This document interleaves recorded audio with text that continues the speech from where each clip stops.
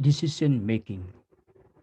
All of us at a certain point really have to make a decision, whether it be in our personal life or even being part of an organization. For us to make a decision, we really need to consider a lot of aspects, and we have also to consider alternatives. Now, we are going to define what's decision making. Decision making is actually the process of defining a problem and identifying and choosing alternative courses of action in a manner appropriate to the demands of the situation. Therefore, before making a decision, you've got to know what really the problem is.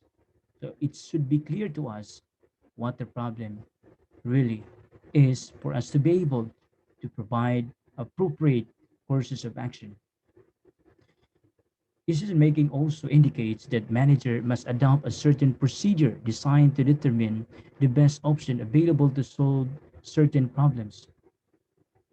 Decisions are made at various management levels. It could be the, most of the time the top management level, the middle management level, or even in the lower level management. And it could also be done at various management functions.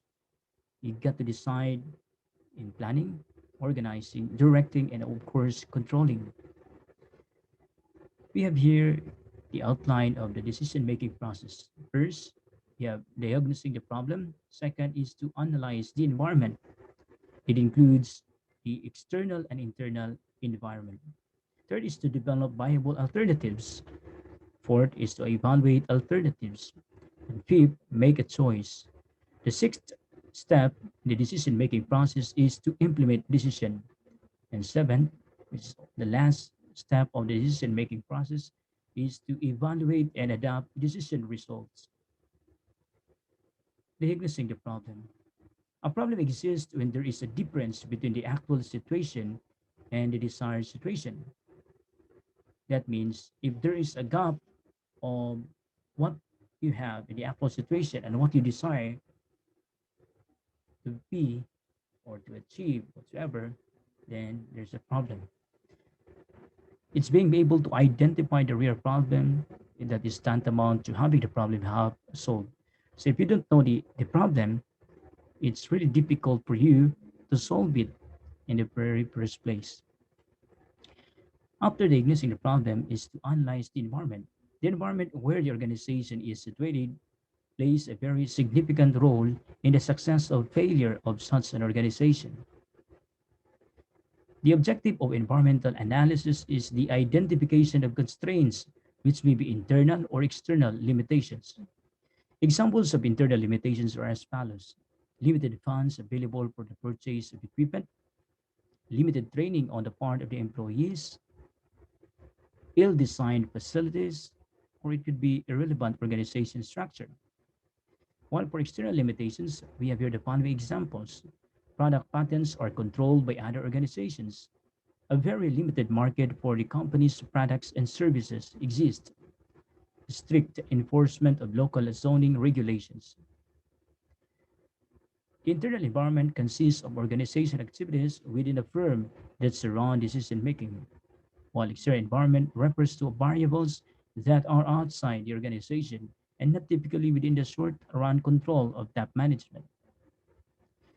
Internal environment may include the organizational aspects such as the organizational structure, policies, procedures, rules, ability of management, and the like. Marketing aspect includes the product strategy, promotion strategy, and the like. Personal aspects, we have the recruitment practices, incentive systems, and the like. While for product aspects, we have the plant facility layout, inventory control, and the like. And for financial aspects, it includes liquidity, profitability, and the like. External environment, we have different factors. It includes the government, labor unions, suppliers, banks, public competitors, climate, as well as professional managers. Develop viable alternatives. It's identifying viable alternatives. Alternatives are listed without evaluation that can resolve the problem. Next step is evaluate alternatives. That is appraising each alternative's strengths and weaknesses. And alternatives appraisal is based on its ability to resolve the issues identified in the second and the third step of the decision making process. Evaluation using decision criteria. Let's say, for example, here we have the franchise and we have the different criteria: the startup cost, franchise support, financial qualifications, authentications, and franchisor history. We have examples of franchisee course for women, the second cup, Johnny King, Liberty Tax Service, Merly Norman, Atlant, Chem Dry Carpet Cleaning, and that of McDonald's. So we try to look into the different criteria and giving them points. Evaluation against weighted criteria. Okay, so we have, for example, for McDonald's, we have for startup cost, it's 40, on-site support is 80, financial qualifications 24, open locations 32, franchisor history it's 30. So we have garnered a total points of 206 for McDonald's. Let's say another one for the second cup, for startup cost it's 80, franchise support is 56, financial qualifications 42, open locations 32, franchisor history is 21. So we have here a total of 231 points. Next step would be to make a choice, choosing the best alternative. The alternative with the highest total weight is chosen. And then after making a choice, we are now going to implement decision. That is putting the chosen alternative into action, conveying the decision to and gaining commitment from those who will lay out the decision. Evaluation and adapt decision results. The soundness of decision is judged by its outcomes. How effectively was the problem resolved by outcomes resulting from the chosen alternatives? If the problem was not resolved, what went wrong?